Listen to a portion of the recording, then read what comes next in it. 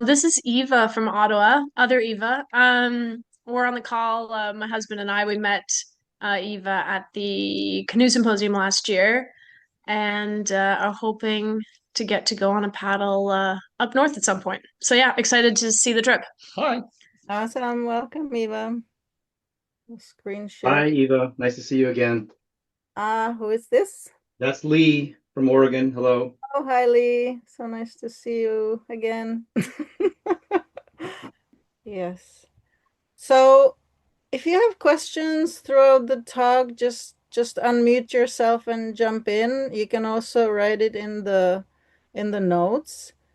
Um, and then we can address it at the end, or Christopher or Gary can read the question. So either is possible.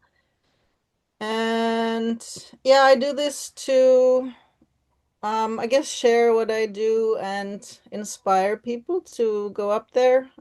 Most Canadians have no idea what Northern Canada looks like. And if people know about what's up there, they can treat it or yeah, treat our environment or treat the land much better. So I really want to share my trips for that reason. And the other reason this year was that I got to paddle with a young woman, and that was super fun and exciting for me because I could share what I have learned. So yeah, I'd really like people to go up there. So I guess there has been a long time in negotiation, the creation of this new park, ThaideneNene.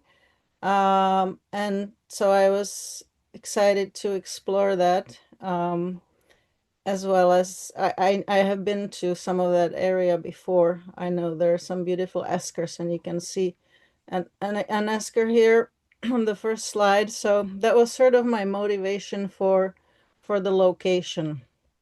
But ultimately, I create my trips based on who's coming. So the people who signed up was Linda, who has done some other trips with WCA, and then um, Elizabeth, who I guess was somewhere between 16 and 17 at the time. And she's Christopher Mayberry's daughter. So yeah, I got to be a bit of a parent to a teenager as well. Oops, sorry.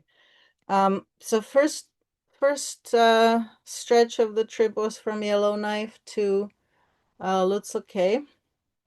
Lutselk'e is a Dene community um, in the east end of Great Slave Lake. So we paddled, I don't know, about 250 kilometers.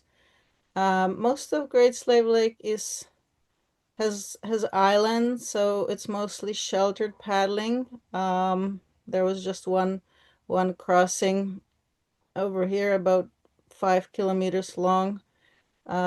Yeah, so otherwise it was pretty. Uh, it sounds scary to do a paddle on Great Slave Lake, but because of all the islands, it's not so bad. So we well the packing food was a kind of a big process because I wanted to teach Elizabeth how to do it. So it started with going to London, Ontario, and like going through ideas, what we could make, coming up with recipes, what's practical to make, and then making some of it, dehydrating some of it, and making packages back home, and then adding to it in Yellowknife, like the heavy stuff in bulk, like peanut butter or ghee and jam and oil. We bought in Yellowknife, and then with Linda, my first partner, yeah, we carried most of the food for 10 weeks with us on that first stretch. The super important ingredient for me, or part of the food, is coffee. So as long as I have coffee, I'm relatively happy. And yeah. Um, so Great Slave Lake has lots of beautiful shield rock. Camping is easy to find. We started June 17th, I think, and the ice went out about a week before. So the lake was very cold, and so you can see Linda wearing kind of all her layers. Hats, gloves. That was our first week of paddling. Even though it was sunny and nice weather, the mass of the cold water really, yeah, exuded lots of cold. About halfway through our paddle, we started seeing these beautiful cliffs that are typical for the east arm and just yeah, the east part of Great Slave Lake, make it very pretty.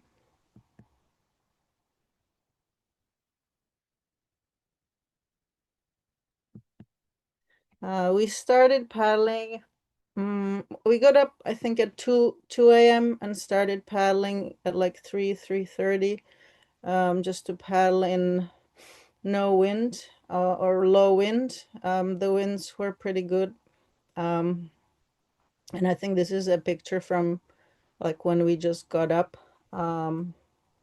We were close to the summer solstice, so there was practically uh, no dark. We saw a lot of lovely plants. Um, okay, what is this? Why can't I ever remember what this is? Not parsley, but Chives. chives. Thank you. Um, then this thing, it was like some organic matter that floated in the water and then dried on the shore, created these interesting mats. If any of you are biologists and understand what this is, so I'd love to know. But yeah, I just found it really interesting. Um, that's Linda having a snack in the boat. Yeah, so here's some more blooming plants. I know the wild rose on the right. Yeah, it was super pretty. We also heard like constantly birds. Um, I used the app Merlin ID, and so we stopped and listened and identified, heard a lot of warblers, especially. It was really wonderful. Let's see if you can hear the sounds.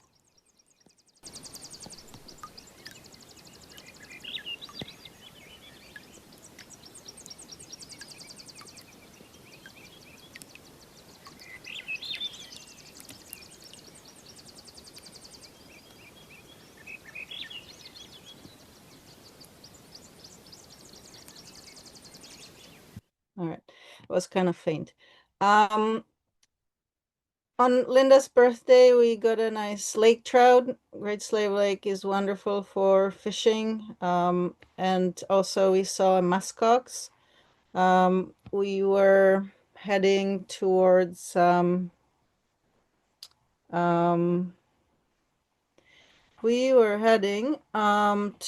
Olivier's and Devon's camp. That's called Five Snares. It's close to, I believe, McDonald Lake.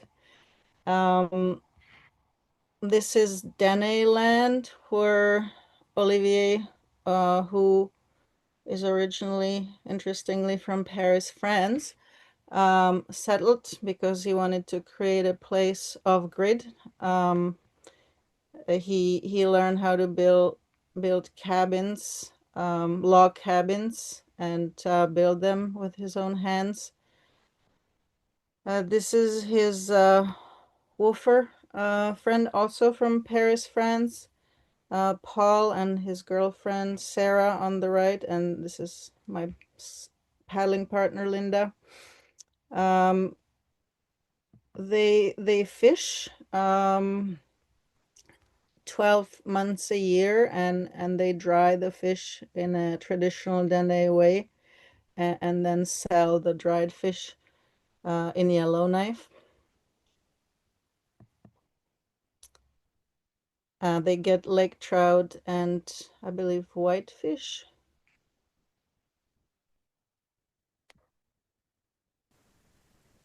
12 hours a day at some point you start catching.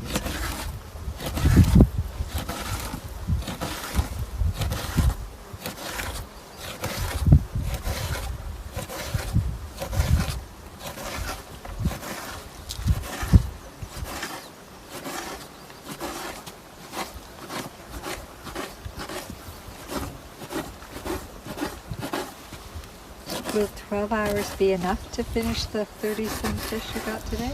Yeah, that's about the same amount that I did yesterday. But then you have to make sure it went through the skin, to the skin, but not through it.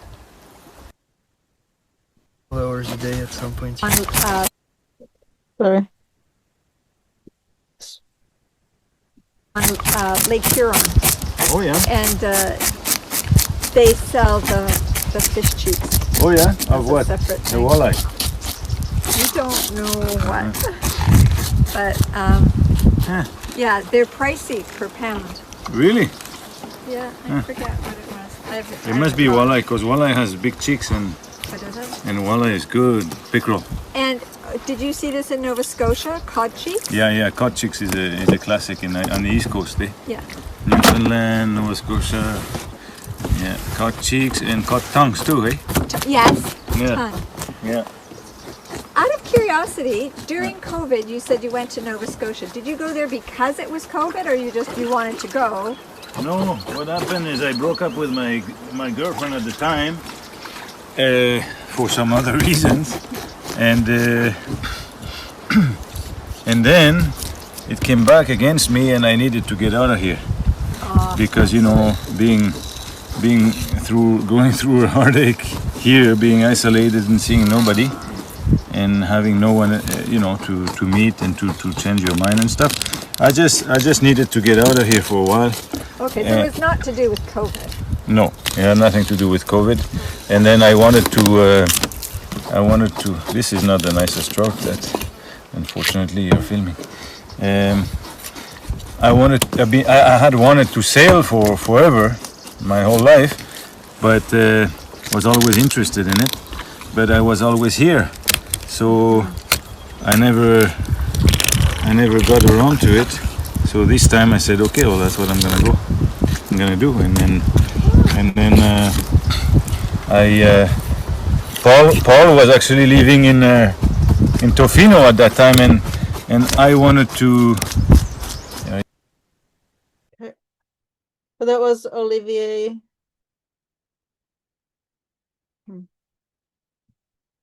It's not letting me go to the next slide. Oh, here.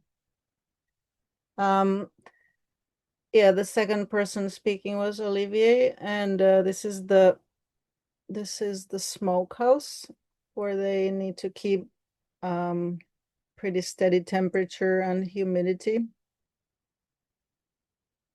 This is the smokehouse on the outside. This is their composting toilet. Solar panel. And the two gentlemen. And we have fun. We had fun exploring their main cabin because everything was made from these big chunks of wood.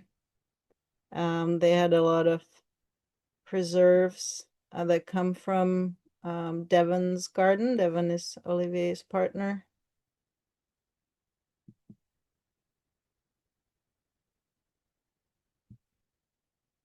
And this was their way of storing, I guess, vegetables at the lower level of the cabin where it's cooler. Works kind of like a cool cellar. And this was Olivier showing us how he makes the logs with just his chainsaw.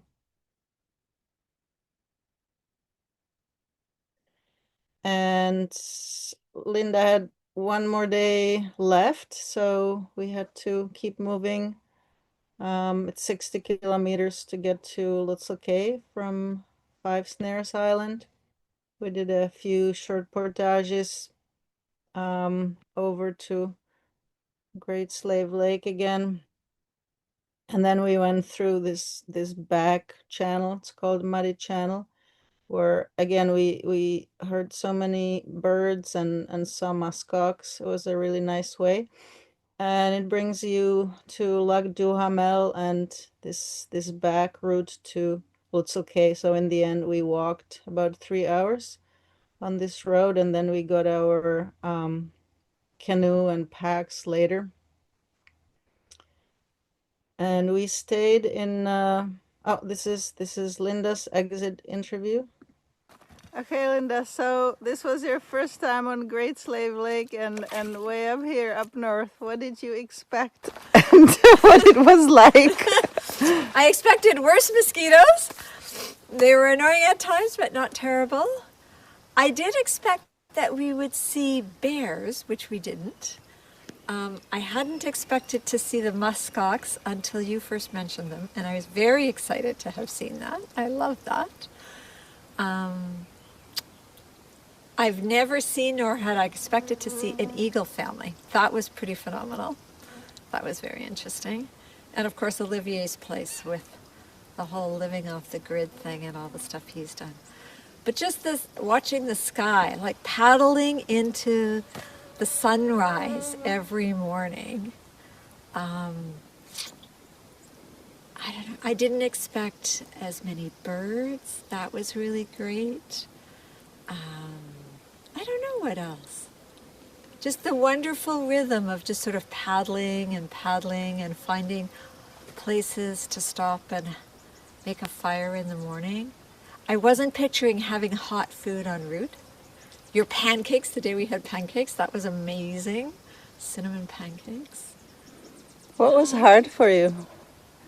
Sometimes the paddling, when it was just like hours and hours and hours. Like yesterday, like usually 11:30, noon, we're looking for a place, and 3 hours later, we're still searching. That one was, yeah.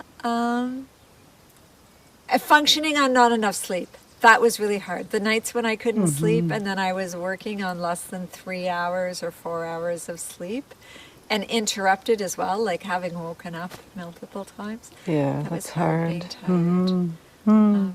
You were incredibly patient, particularly when you'd say things and I'd be like interpreting it all wrong and backwards. You were very patient. Or may not say it And quite expressively. And you're so skilled. You're very, very skilled. And you're thank incredibly you. strong. I think of you as not being a lot bigger than me, but you're way, way stronger than me by leaps and bounds. What else? Just the serenity and the quiet, particularly when we paddle in the morning and there's not even a hint of a breeze yet. Just how quiet it is. Yeah.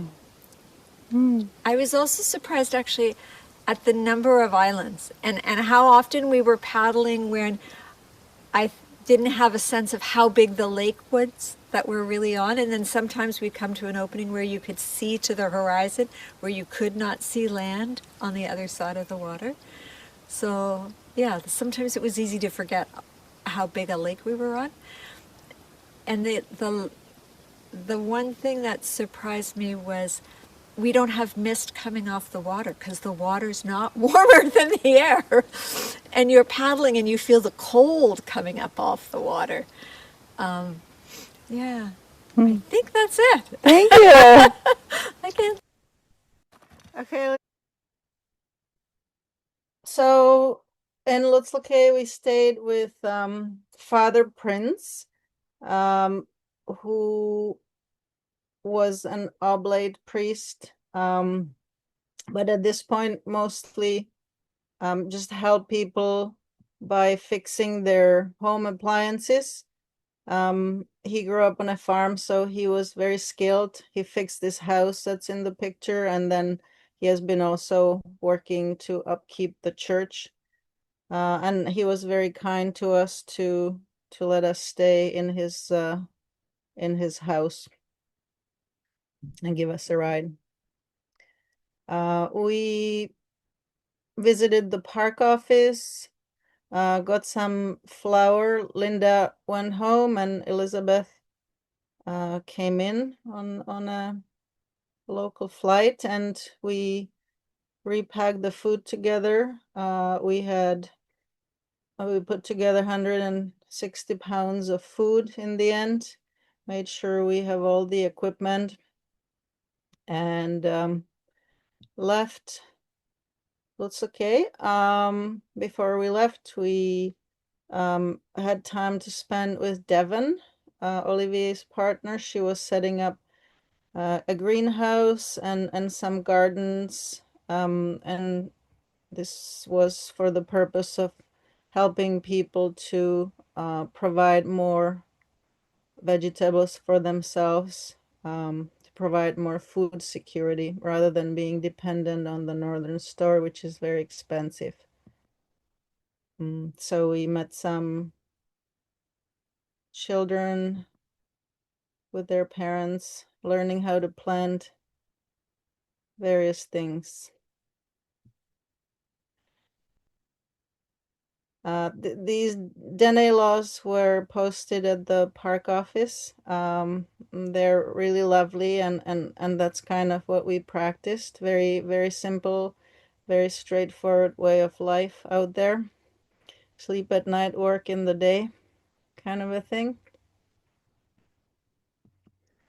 And we paddled, the first part we paddled on Great Slave Lake to Pikes Portage, around to Chowie Bay, then through these narrows. There was a short portage here around this peninsula, and here into McLeod Bay, all the way to Pikes Portage. So that's my next bit. The weather got much warmer at this point. At some point it was actually quite hot. Right away in Portage Inlet, you get these beautiful cliffs, and we started seeing muskox as well. Elizabeth got a fishing rod, so she practiced fishing. She was getting some grayling and little trout.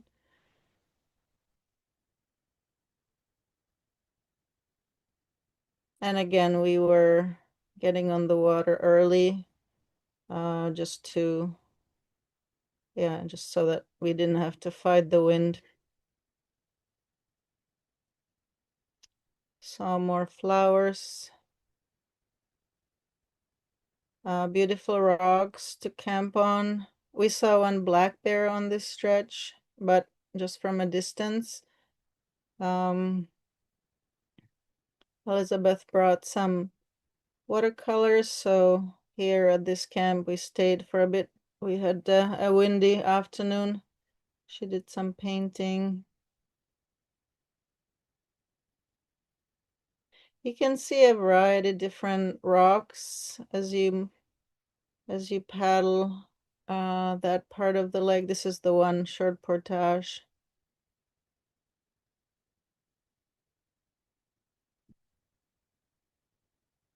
Yeah, once you get to McLeod Bay, you see far away. It's a long distance. So if the wind picked up, the waves would be huge. This was one of our campsite on McLeod Bay. Taking a little break. We saw about 4 porcupines on this stretch and a bunch of muskox. Some places were beautiful to camp, and then we would go through like maybe 10-15 kilometers where it would be hard to find camping, but overall, if the wind picked up, it would be possible to stop anywhere. So it was pretty yeah, pretty stress-free paddling given the size of the lake we were on. Another campsite on McCloud Bay. And after about, I think, 4 days on McCloud Bay, we got to Fort Reliance. And I'm not very big on researching history. For some reason, I thought that Fort Reliance was a former village, but when we paddled in there, we learned it was just a fishing camp. The guys were kind of wondering what we're doing there. So we left quickly. We took their phone number because they had, I guess, satellite communication, so just in case. And yeah, the same day we got into the bay where Pike's Portage starts. Pike's Portage is a very common route to the Barrens. It starts with a 4.5 kilometer portage and then 9 other portages, so it's a serious undertaking. We had lots of food, heavy packs. We met couple of Norwegian guys and they were waiting for 3 other guys, and I found footprints of a grizzly bear right on the first part, so we decided to go together just to be a little safer because the guys had guns, which we did not. So we did the first 4.5 kilometer portage with them, and then we just kept kind of passing them because they were sleeping in more. Yeah, the portage is it's not bad footing, mostly on sand, but you keep going uphill. You have a bit of a break, and then you go uphill. You can see how much height we already gain above Great Slave Lake. And this is maybe like halfway through the first 4.5 kilometers. Yeah, the climbing is really significant, and with the heavy packs, very tiring. We both had issues with our footwear, so yeah, we definitely felt the discomfort. I think Elizabeth's shoes were a little too small, and my sole of one of the shoe kind of departed throughout this portage. Yeah, so that was rather unpleasant. And then just before the end of this particular portage, there is this creek you have to wade through. And then one last hill, and then you get to Hairy Lake. So yeah, this is my shoe that got glued eventually a few days later. But basically, somehow because of this unpleasant experience with our shoes, we switched to Crocs and spent the rest of the trip in our Crocs, which went quite well. We got some rain on the rest of the Pikes Portage. Some of the portages are boggy, some of them are very clear trails. Yeah, there's a kind of a whole variety of terrain, but it's it's a little lake and then another portage and a little lake and another portage. So yeah, the portaging is pretty intense.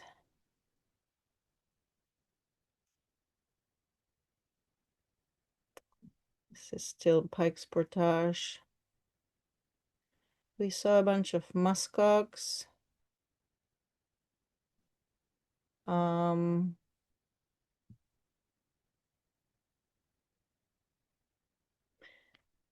And this is a very welcome side, Artillery Lake. I think it took us about 4 days to get there. It was a bit buggy because this descent was out of the wind.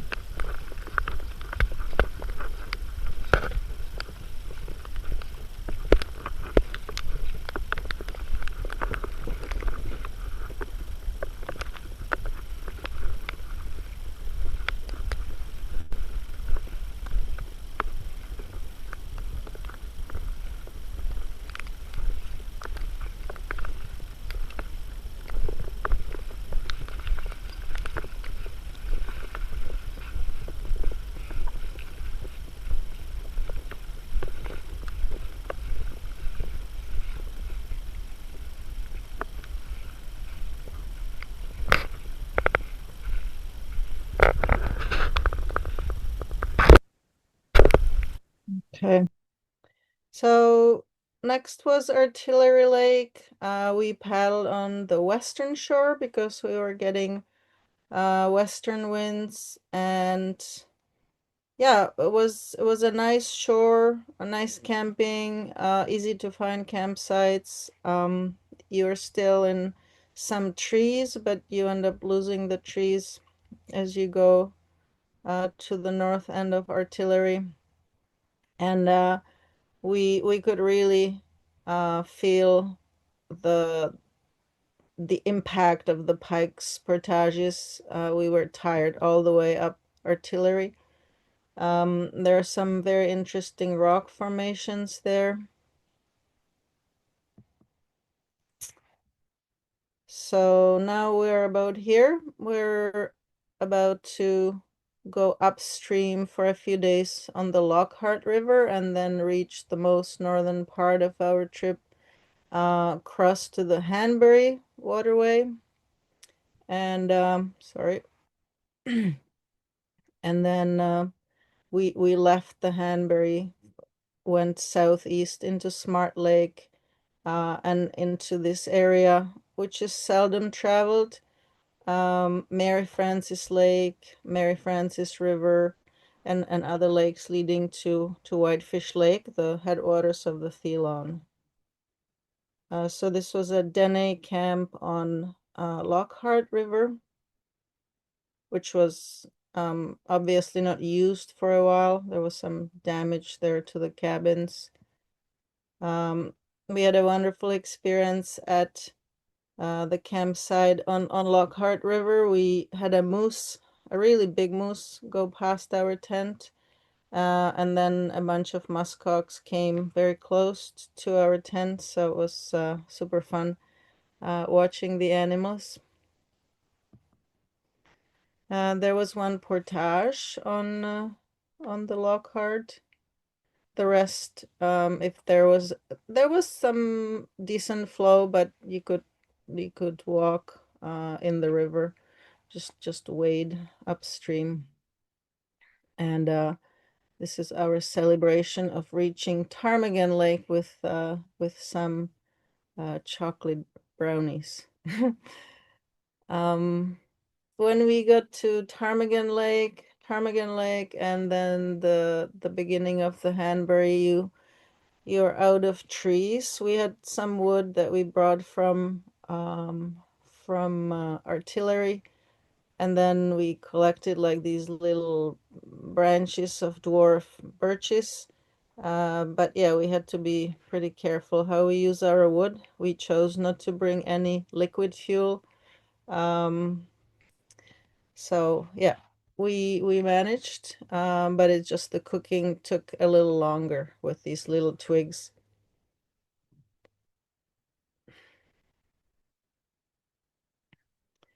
We had pancakes periodically. This is I think a campsite on Smart Lake. Yeah, so there's a series of portages from Smart Lake to Mary Frances Lake. There are some more boggy sections. Elizabeth is taking a break here watching muskox. And these were not that much fun as put-ins and takeouts. We had great trip notes from Dwayne Vogelmuth from Yellowknife. So yeah, we definitely at least knew where we're going. So that was made the portaging easier. We got into some real cold weather at the end of July, and so once we got to Mary Frances Lake, the wind, we were going south and the wind kept blowing from the north. So look how fast we moved down that lake. Yeah, I'm sure going like at 8 kilometers an hour and not really doing much, or just stabilizing the canoe.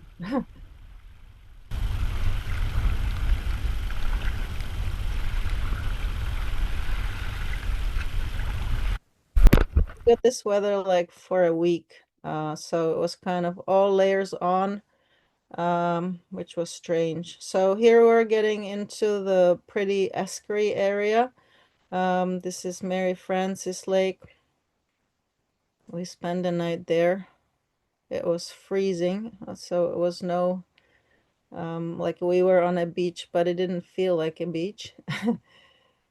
And then in the back here, you can see the white caps as it kept blowing. But there were enough islands that we could hide behind them and keep traveling. We didn't really get stuck windbound. We used the canoe for a bit of a wind protection here.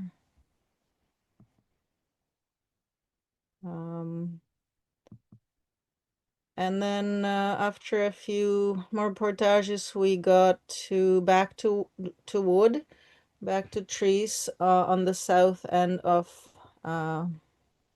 it's called William Lake, William something Lake. No, just William Lake, yeah. Really beautiful esker. We, after all that cold and wind, we decided to take a day off. So we enjoyed the cooking with good wood, made some pancakes. We found blueberries. We went hiking. It's a massive esker that crosses the south end of the lake. Yeah, you can go for like a whole day hiking there.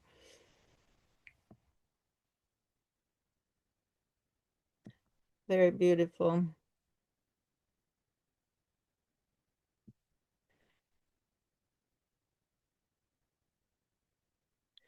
And then we continued south for a bit on the Mary Frances River.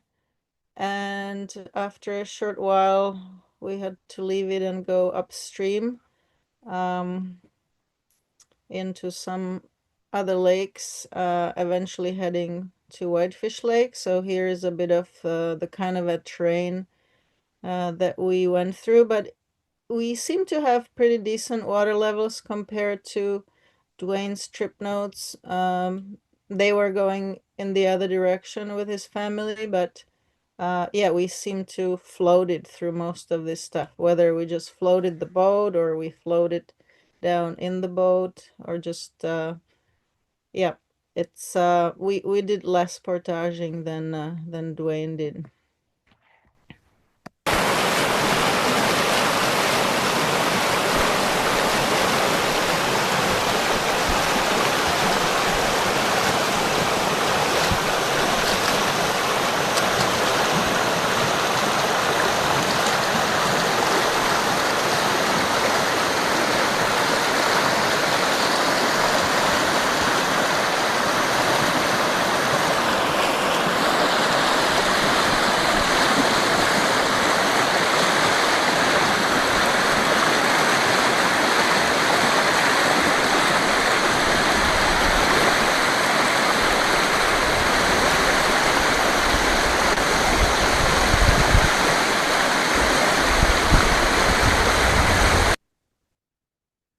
Okay. Another esker, I think this was the last esker on Mary Frances River before we left it. You can see how much water runs through there in the spring. Yeah, this was our way upstream.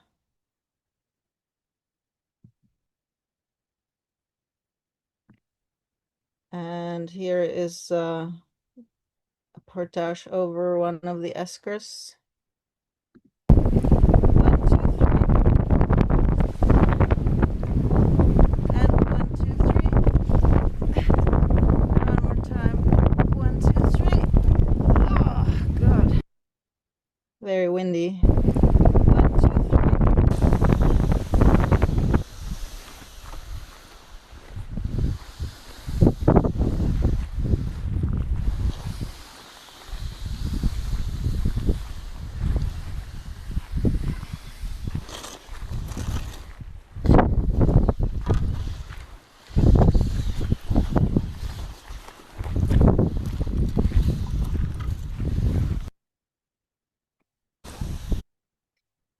Okay, the campsite just past this little portage over Esker. And just before we got to the north end of Whitefish Lake, we came across this really large herd of muskox. It's kind of a fuzzy picture, but here on top you can see some of it, and here another bit. And in between there was a grizzly bear. We were wondering what was happening, and it seemed like the grizzly bear divided the herd in two parts, and it seemed like I thought it was an old bear because it growled and it was kind of grumpy. But the sound of the growl, which I have never heard from a grizzly, was really frightening to us. So we were kind of grateful that it was preoccupied with the muskox rather than with us. Because we had to in about 2 kilometers we had to do what we thought was a portage, and then shortly after camp. Uh, and unfortunately, I don't have any videos or even pictures because the weather was so cold and overcast for the last 10 days that our solar panels and batteries just were not charged. So this is the another beautiful big esker complex at the north end of Whitefish Lake, where we camped, and then we paddled to the south end of Whitefish Lake. It took us a couple of days. Whitefish is a large lake. You can definitely get stuck in there with winds, and we did for a little bit.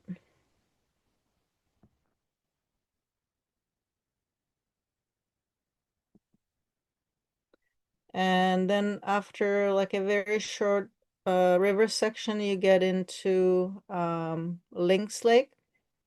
And again, there's a beautiful esker right on the north end of Lynx Lake. I got a big lake trout in that area.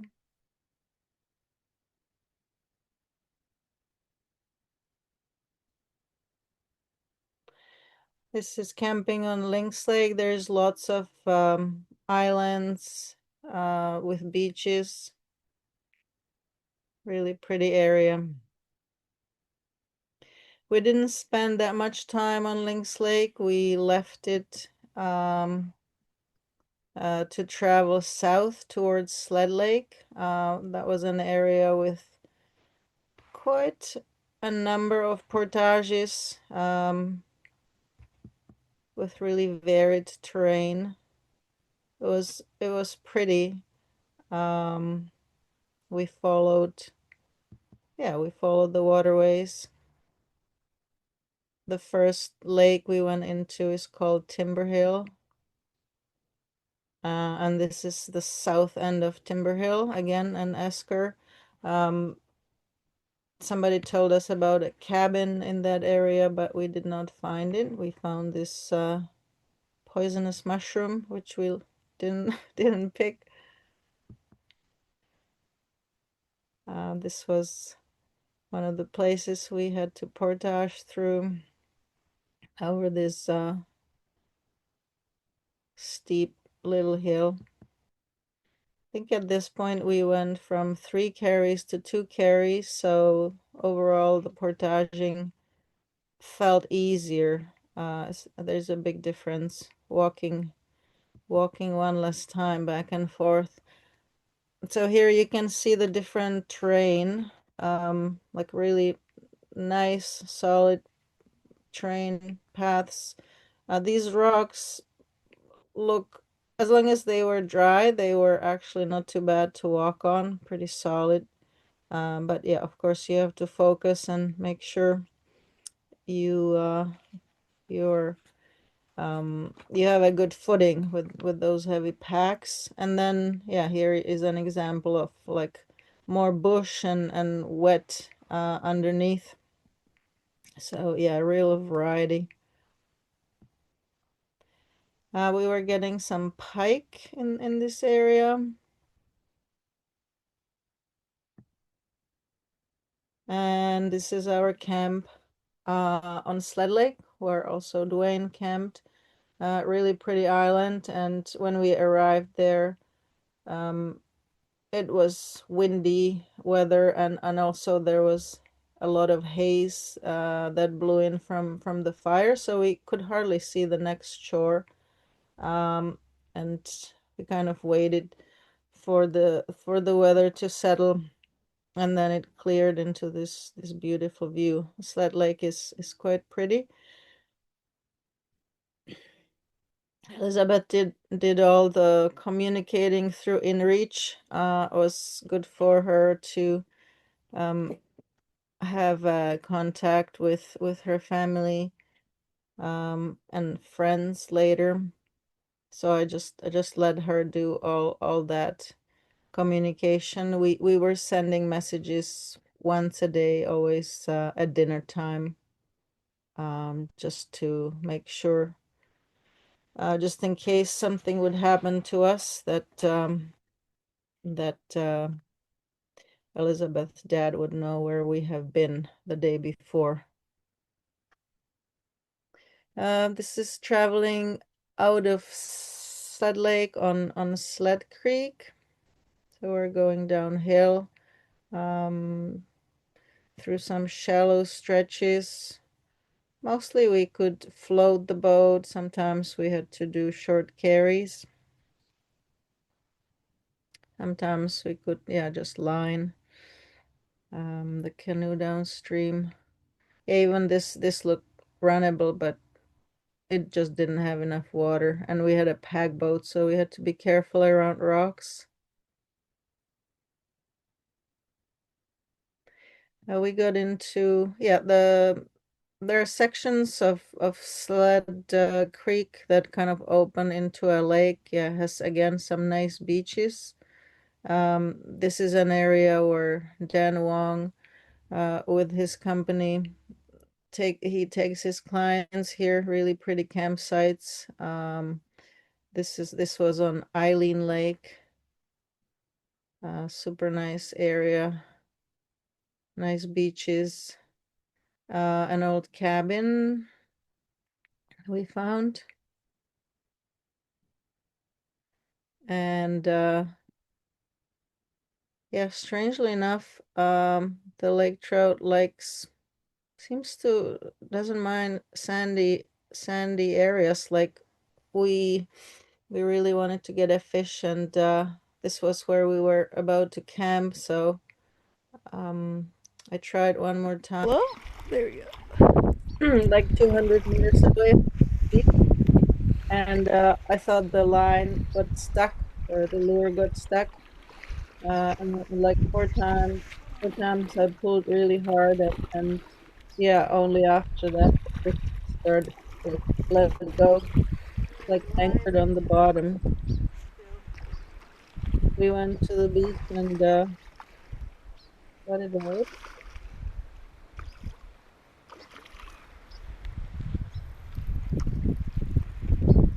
We were very excited because as the trip went on, it was important to get good protein in us.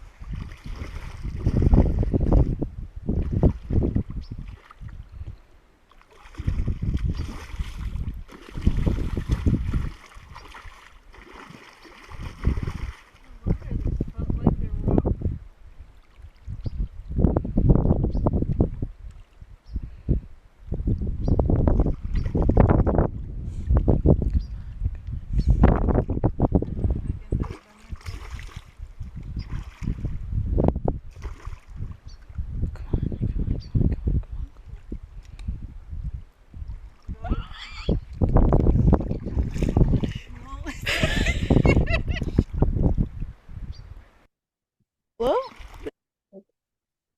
Yeah, it was a good size lake trout, which we ate that night, the whole thing.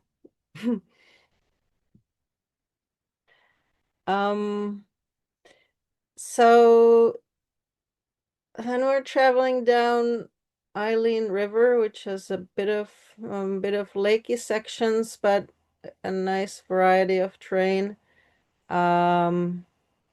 and then shortly after we got into Snowdrift River for a couple of days. So that's the next stretch. Yeah, the river picks up speed, and we had to do some awkward portaging.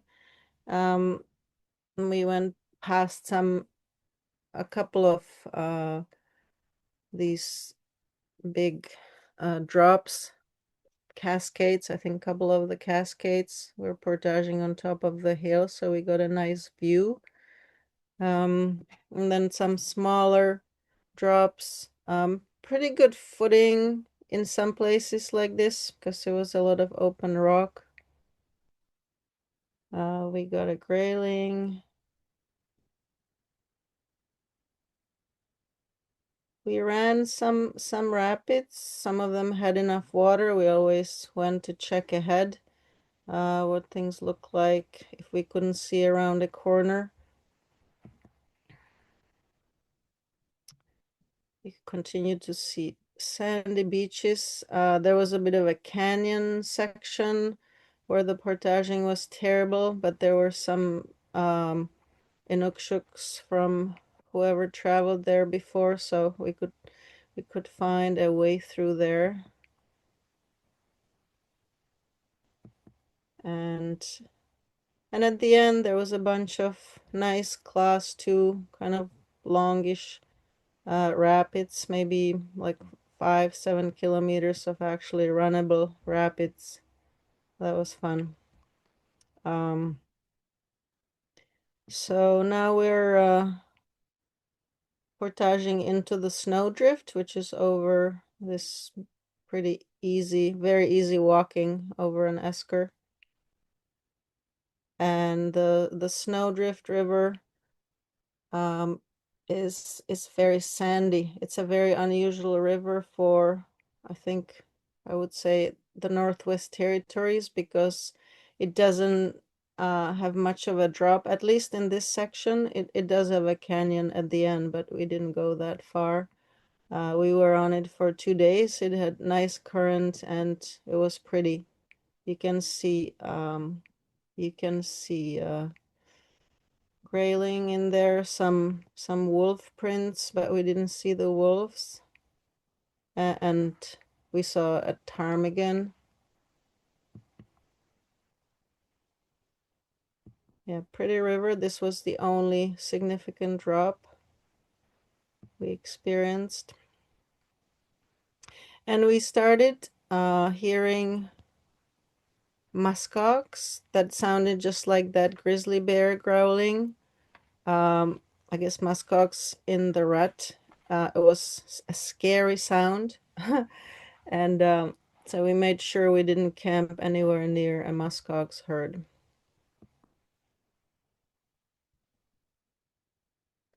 This is the end of our stretch on the snowdrift. We left it here to start another series of portages. We first went into Robert Lake, and then another bunch of lakes. We're heading towards Meridian. This is where John McInnes's notes were very handy. He traveled through that area solo a while ago. The first portage into Robert Lake was the hardest portage of the trip. It was 1.5 kilometers through an old burn, and and then a bunch of new, mostly birch trees. So there were little birch trees everywhere. In some places we could find the old path. We could find some blazes, yeah, and other markings, but just really occasionally. And even we spent one afternoon scouting, and the next day we still couldn't find parts of the trail that we imagined we should be walking through. We broke the branches to kind of see some of the small branches to mark our way through it. But basically, we were doing like 100 meters and back for the second load. That was, I mean, I could have marked I guess, where we're on the map, but that would have taken time. So we just stayed in like within earshot, just making sure we didn't lose the packs or the canoe. It was hot and tiring, but we got through it, and it was nice to come to Robert Lake, and it looked this calm.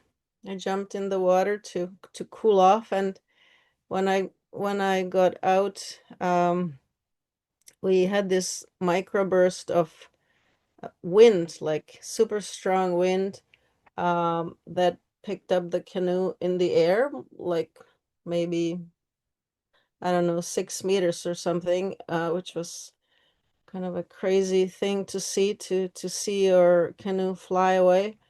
And just as quickly as it started, it stopped. So it picked it up and then dropped it back down. And as it picked it up, I thought, well, this is the end of the trip because the canoe is just gonna flow down or blow down this long Robert Lake, like where you see it just was blowing straight down that lake. But fortunately, I jumped in and the canoe didn't blow very far, so we got it back, but it was really scary.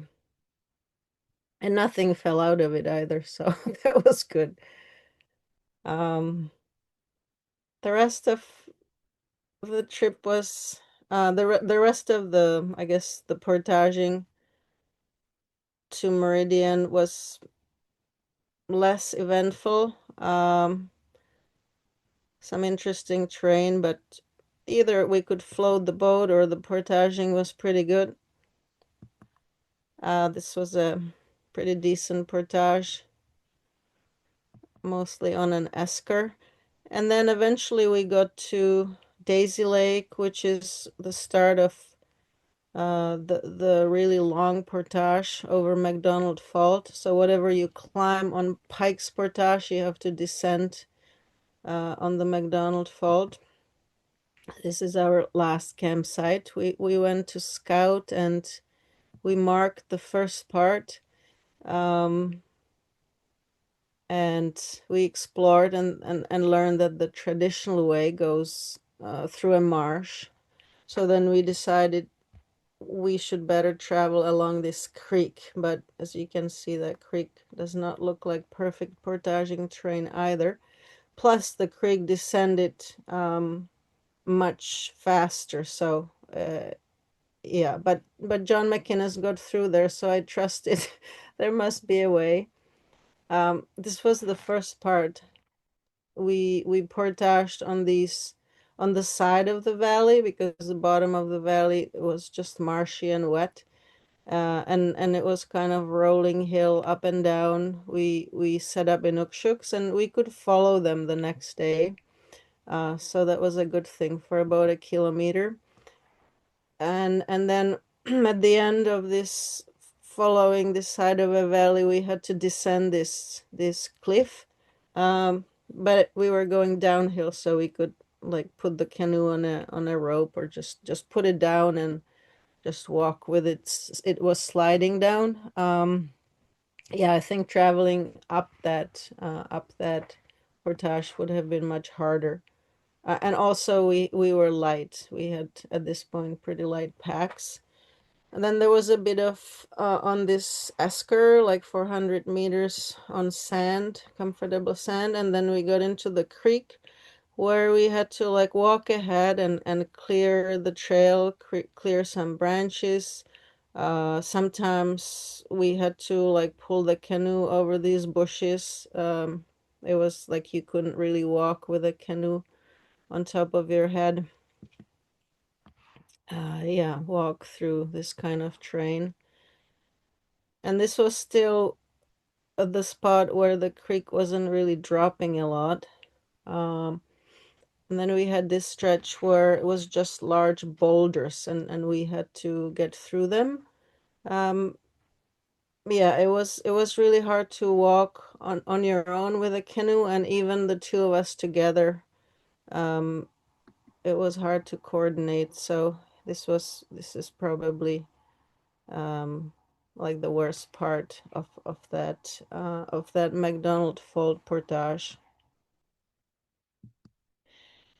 And then we got to this spot, and this is what I was worried about, like how do we get down this really steep part? But we didn't have to go through the creek at this point. There were animal trails that were off to the side, and they were surprisingly clear. Yeah, there was no wood fallen over the trails there, and they were well trodden trails. So from then on, it was obvious that we'll get through there. And we were happy to get to Meridian Lake. We found these footprints, and didn't stay on that beach because of the footprints. We stayed a little further. I thought it was a small bear, but I'm not sure 100%. Meridian Lake is beautiful. Some interesting rocks, clear water. We got a big pike and numerous muskox.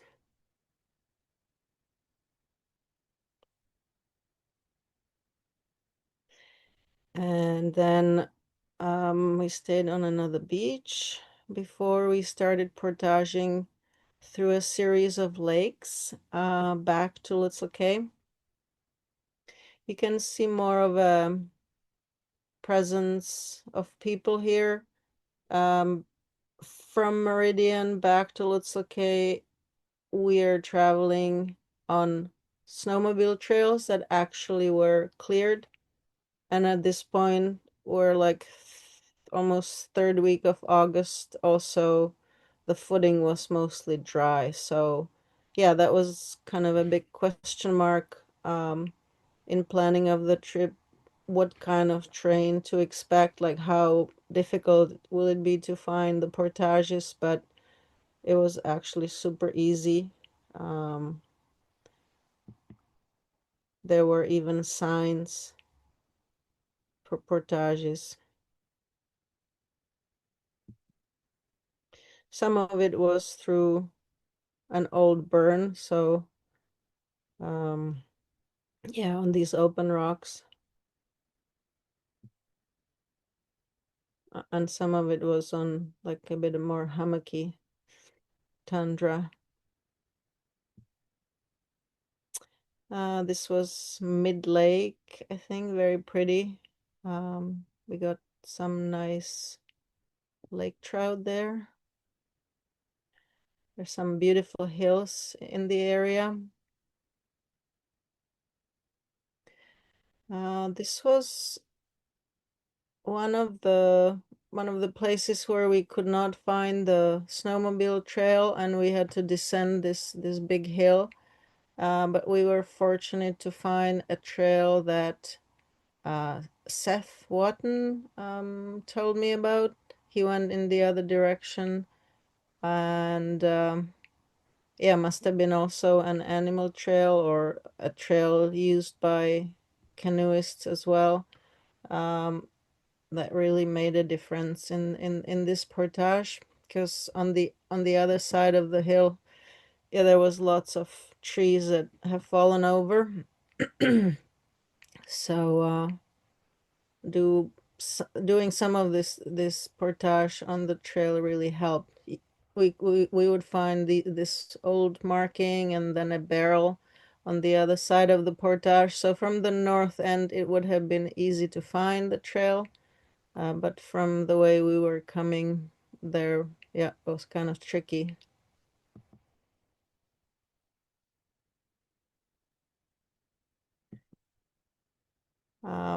Yeah, all these lakes are beautiful.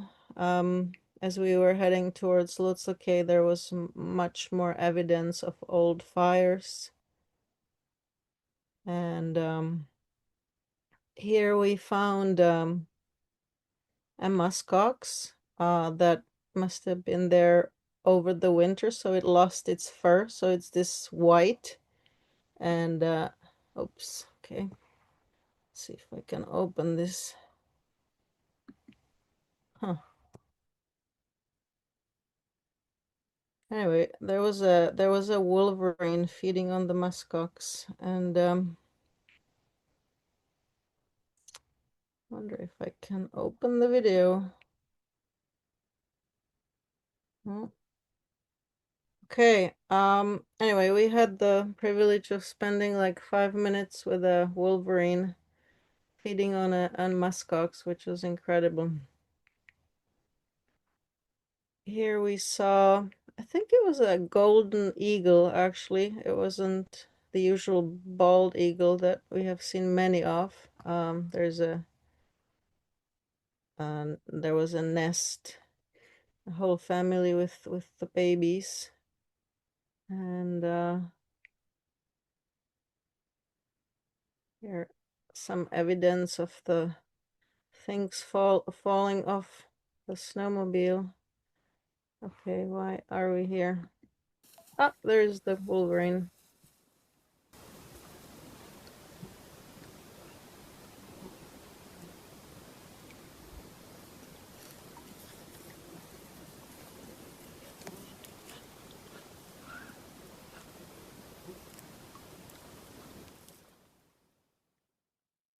I didn't have like a fancy camera. This is just taken with my phone, so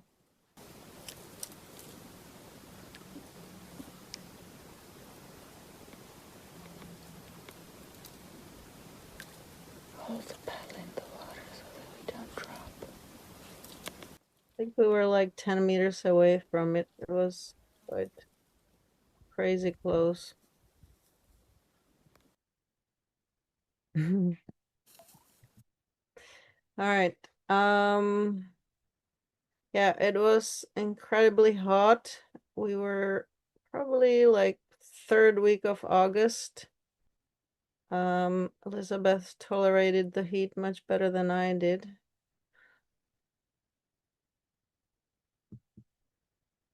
And we had a few more portages. This was a section that was, some people paddled it in the past, but there was too much beaver damming.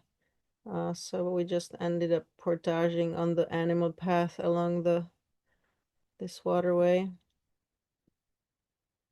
And this is the last lake, Stark Lake. We were curious about this, if it's the blue-green algae that is in some of this area, but we're not sure. We had a bit of some showers on Stark Lake and some beautiful rainbows. Some lovely cliffs. You can get windbound on Stark Lake as well. It's a pretty large lake.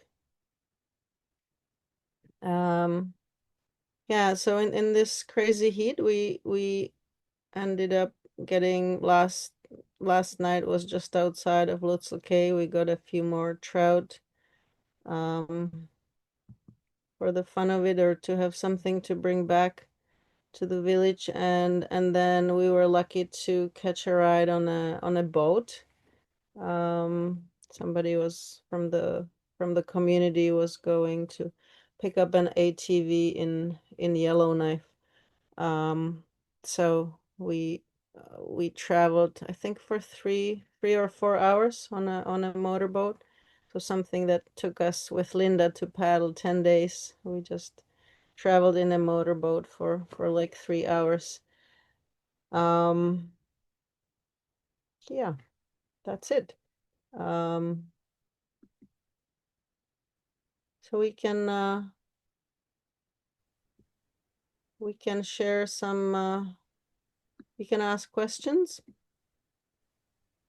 That last stretch, Eva, was that the plan to take a motorboat from that Oh yeah, beach I was, thank you. I was gonna say I originally planned to paddle back, okay. but then I decided that we should take more time in the Esker area because it was so hard to get into.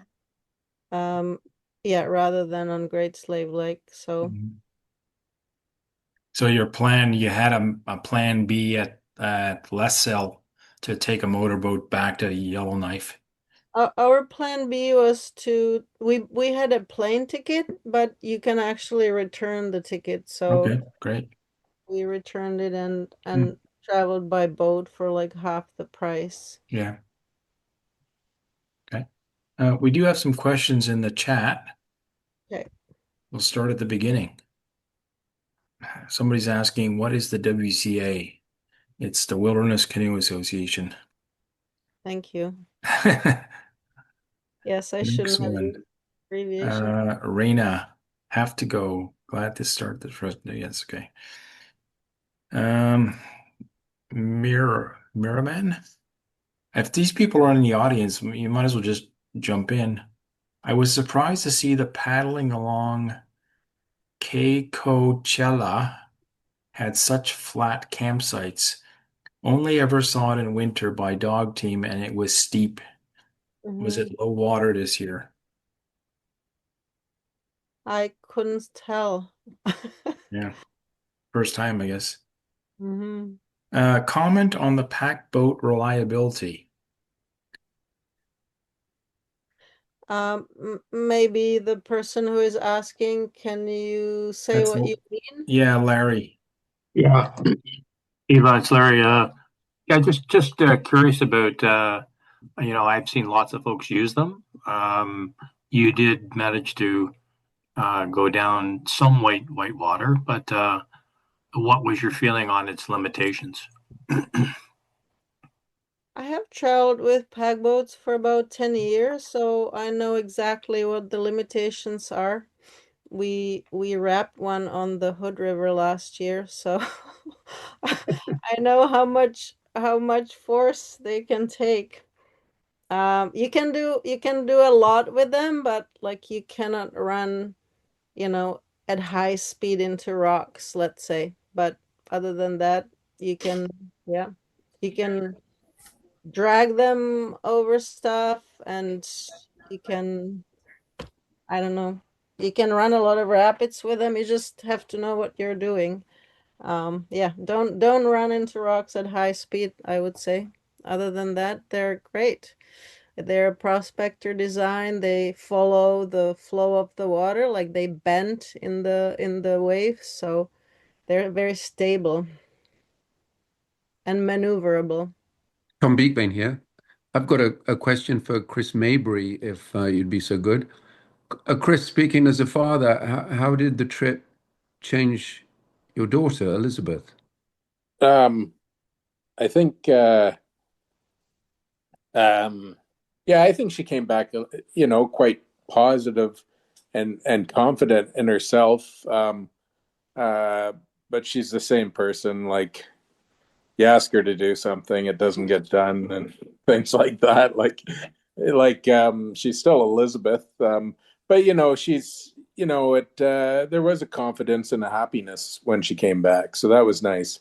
Yeah, so that was good.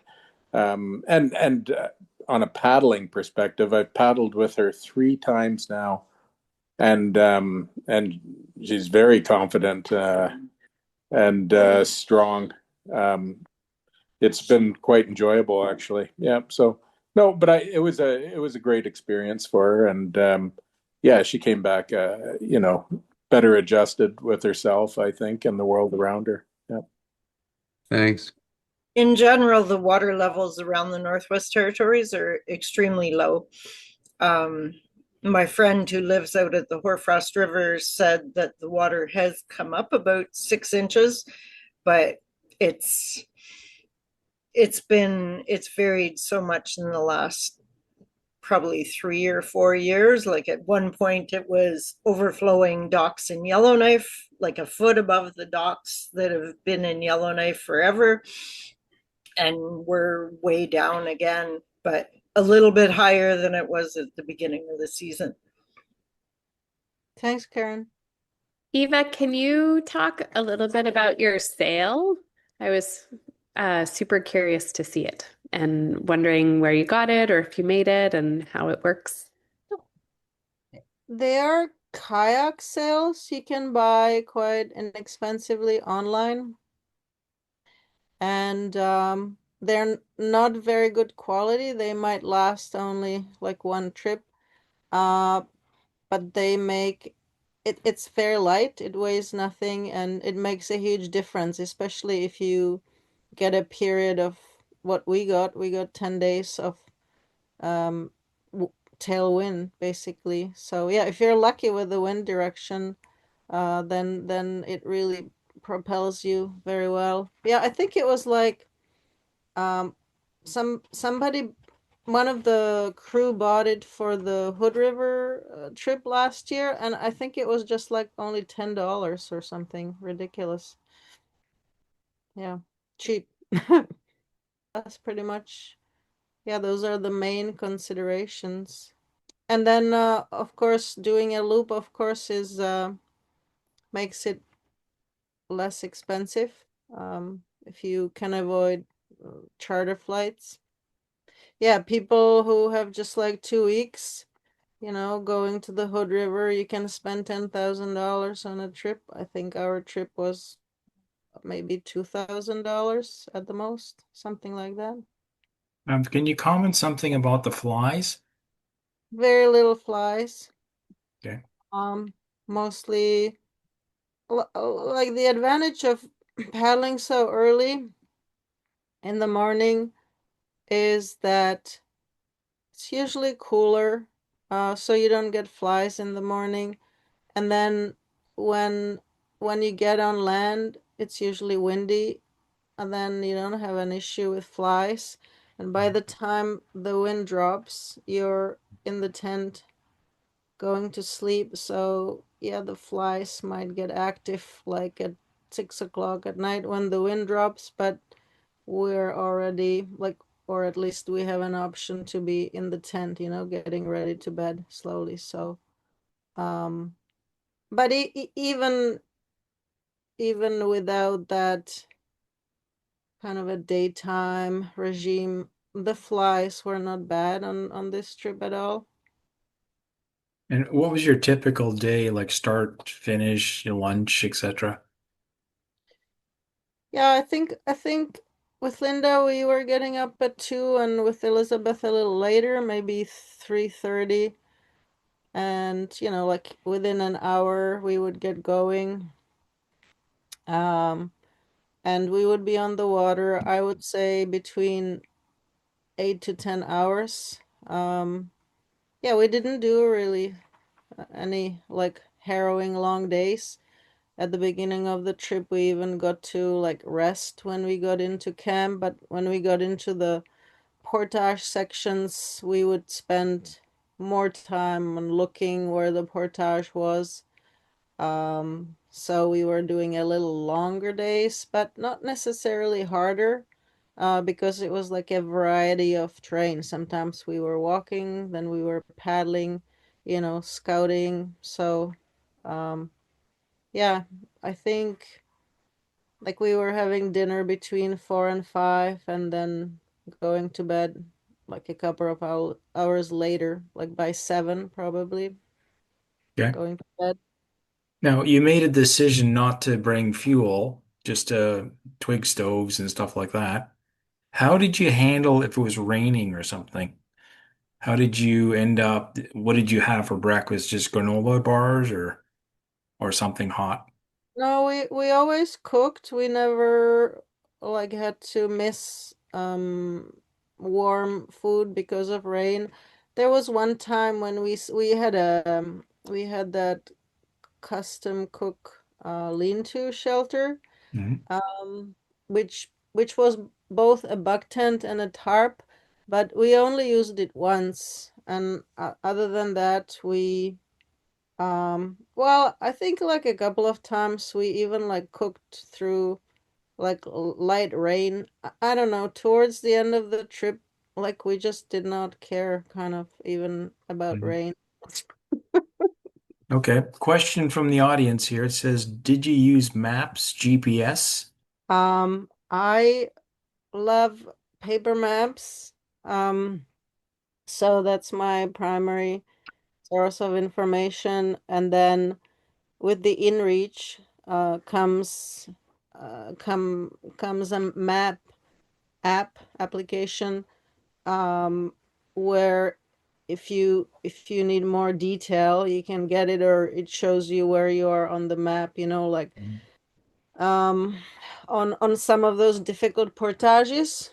There was actually a route mapped, um where the there was a route of the original portage. So when we were like in the thick birches, I was looking at it, saying like, okay, well, let's look for the path here, because it was showing on that map. So that was well, it was somewhat helpful because there wasn't that much of a path. But yes, I did use those maps on my phone at that point. But yeah, the maps you saw in the slideshow, that's what I mostly used. Some of it was, I mean, those were 250,000, just the large scale, and then for like the portage sections, we had the 1 to 50,000, the more detailed ones. I think we've covered all the questions from the chat. Okay. If anybody else has questions, just jump in. Even two equipment questions. One is Crocs, really. You did a lot of portaging in Crocs.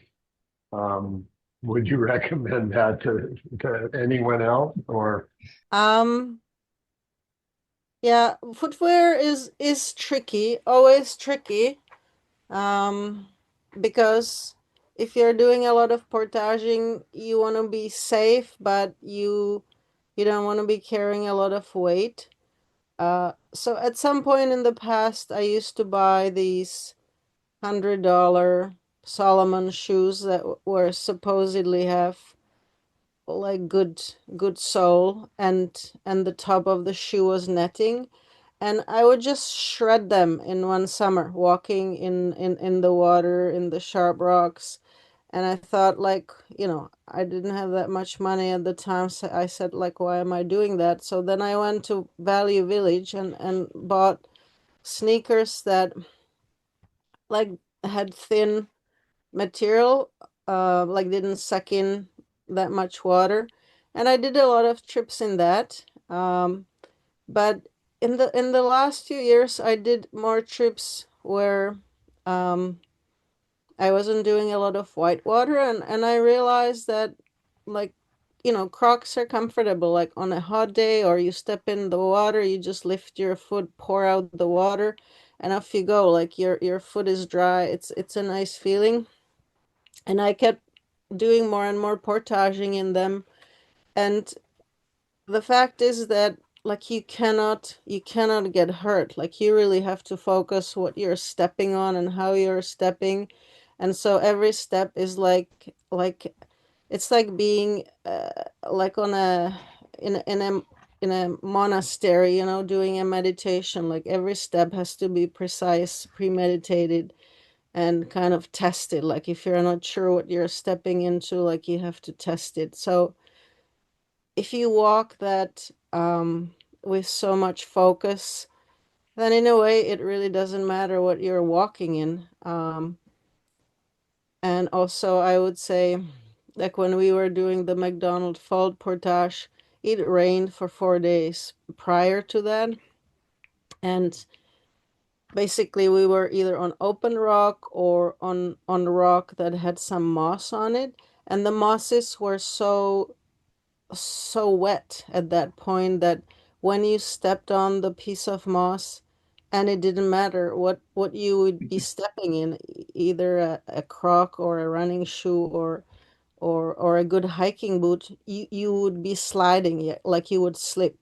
So it's more important how you walk than what you walk in, I think.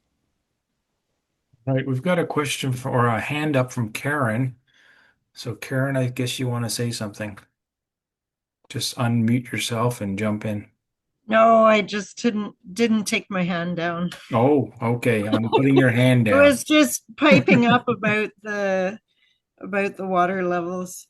Okay. Thank you. Oh, Jesse, did you want to say something about the park? Are you there still?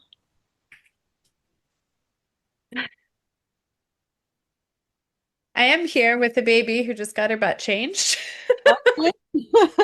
Is squawking.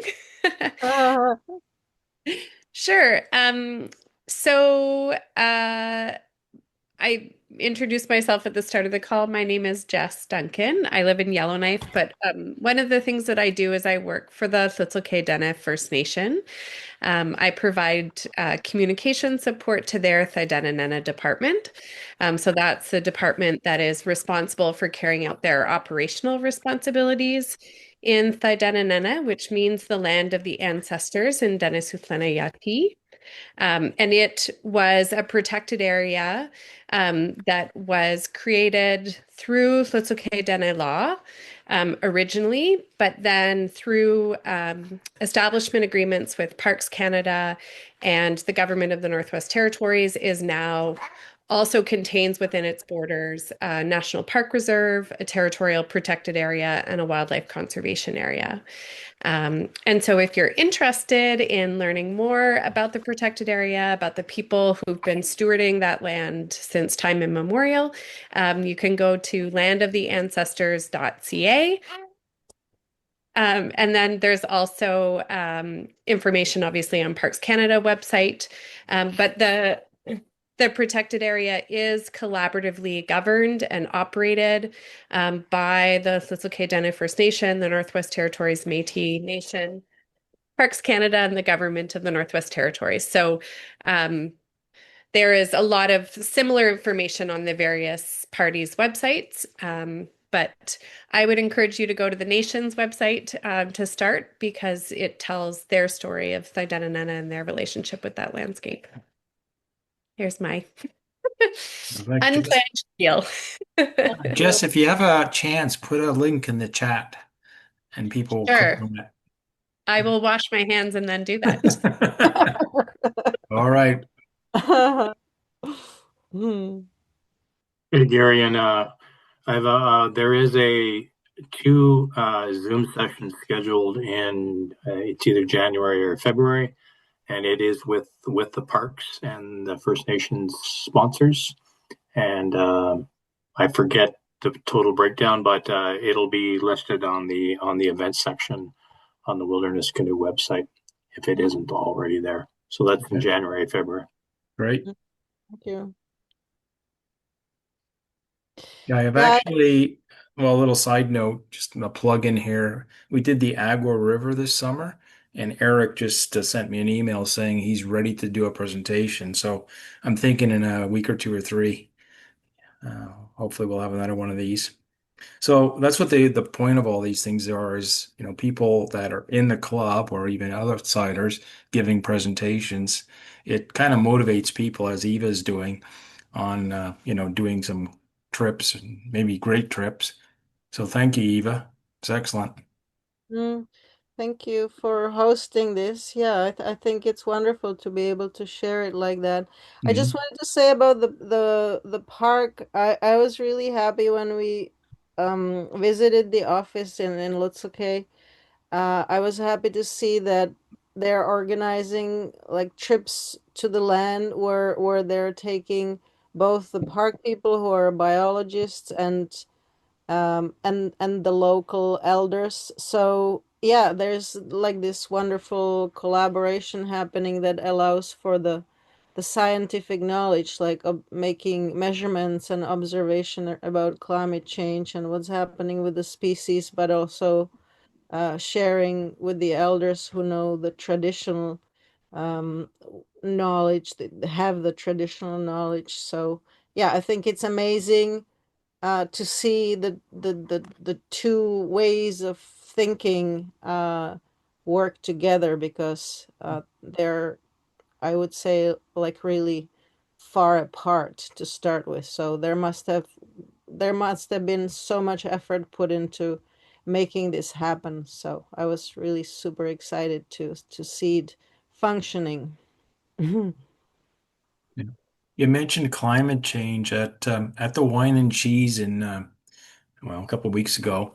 Al Pace gave his talk, and he's been up there for 40 some years, and he had like solid examples of climate change where the riverbank was permafrost, a big steep cliff 30, 40 years ago, and now Yeah. it's all melted back. So now it's like a not a cliff, it's like a regular contour of X degrees. So he was pointing out this is what he's seen in his lifetime. He knows something has changed. Yeah. For sure. Yeah, we definitely see those changes if we go to the same places. For me, a lot of this land was new, but yeah, just from I mean, the temperatures are pretty extreme and changing in a very extreme way. But yeah, like what Karen is saying about the water levels, that's obviously the most dramatic change you can see in that area. Yeah, I just want to say that I always like to take people who are somewhat new to the north, or people who have been. But yeah, I'm really excited not only to tell the stories, but I actually like take people who are going there for the first time. So going with Linda and going with Elizabeth, it was both their first time. Also going with women. It's wonderful. That's something I want to do more of. So if you know of people, or if you are somebody who wants to venture out there, please let me know. I'm on Facebook. Yeah, and I post my trips through the Wilderness Canoe Association. And I'll say she was wonderful to go with. Hi, It Linda. was a delight being with her. And I'll also add, I don't know if when you were, I just joined, I just finished my workday, but I heard you talking about climate change. Olivier said in the time that he's been there, the ice on the lake has gone from being 6 feet to being 3 feet. That it's only 50% of what it is. And he's been there for, I think he said 22 years. Yeah, thank you for sharing that. This is Linda who did the first part with me. And loved it. You have to I come have, soon. I have one more thing I can add. It's not, well, there are some climate change things, but Kristen Olison lives out on McLeod Bay at the Hoarfrost River.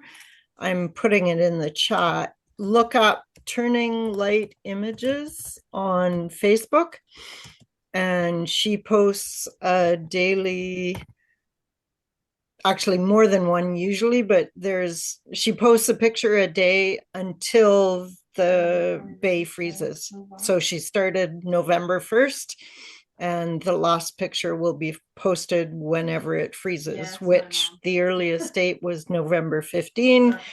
I think she said the latest date was just before Christmas one year. So if you're interested, Turning Light Images on Facebook. Thank you.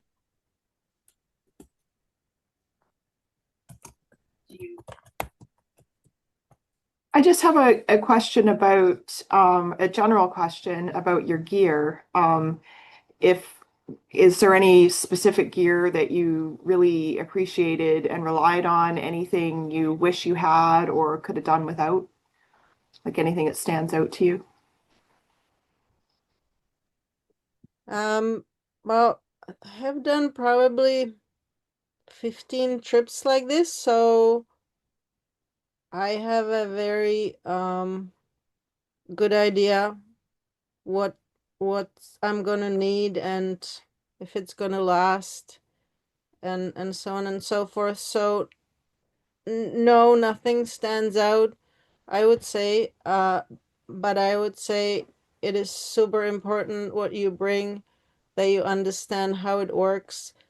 It's important how you pack it, that you don't lose it, that you don't damage it, because you're there on your own. It's you're far away, like if you losing anything is a problem, or missing anything, like leaving anything behind is a big problem. Um, Maybe the other than the footwear, which is always tricky, the one piece of gear that I find makes that kind of a trip more comfortable is the dry pants, because we were doing a lot of walking in the water. So if you can have dry feet, dry pants, and neoprene socks over the dry pants, like it's quite comfortable, because your feet are much warmer than if you just had neoprene socks, let's say. So yeah, I think um, because we were doing a lot of wading rather than running rapids, um, you can spend a lot of the trip in dry pants, and they make your life much easier. What about, can you talk about your repair capabilities? Yeah, I think that's also super important.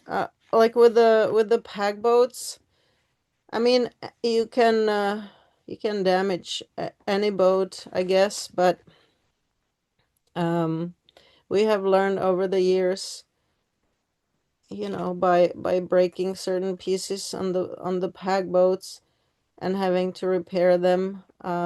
We have a pretty comprehensive repair repair box, tools, pieces that allow us to connect the ribs of the canoe together if they would get broken. Some of the pieces you can fix. We learned that there are certain pieces in the canoe, like the side support bars, that you can take apart and replace broken pieces elsewhere in the canoe with them. Um, yeah, between tools and sort of knowing how to fix the canoe, it really helps, kind of having a comfort level around it, because the canoe does appear fragile.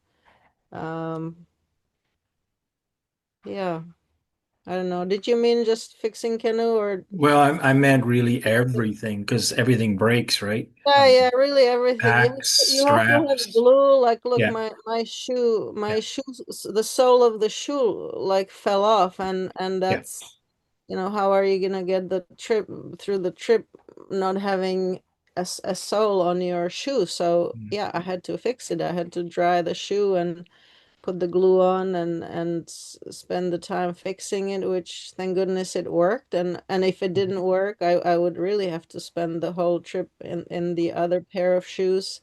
But yeah, the glue worked. What else do we have?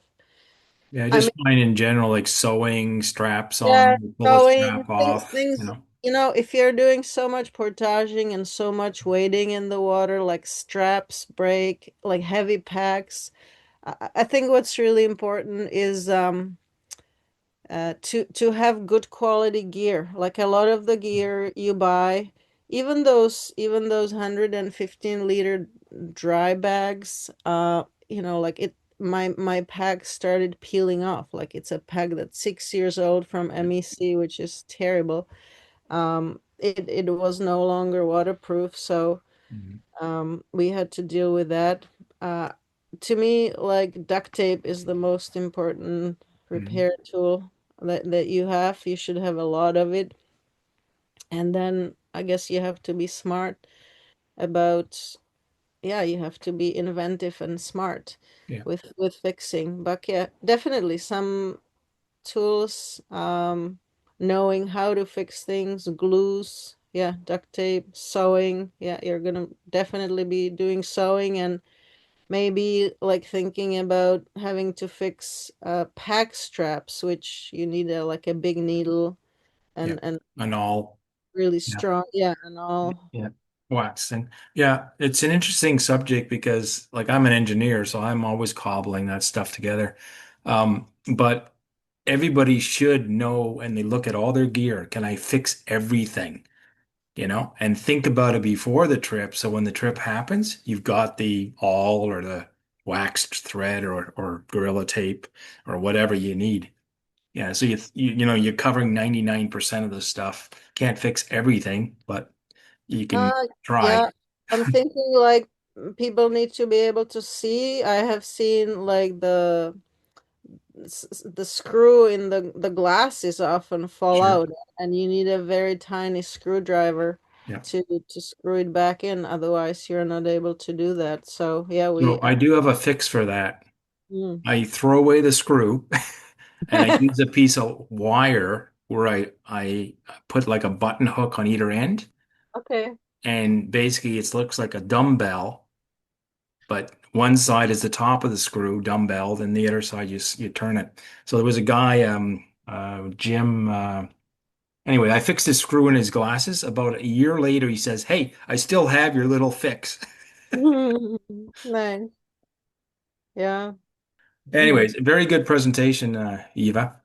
Yeah, thank you everyone. Keep paddling. Start planning the next summer's trip. It's a good way to get through the winter. All right, guys, I will see you out there somewhere on the water. Thanks, Eva. Bye. Thanks.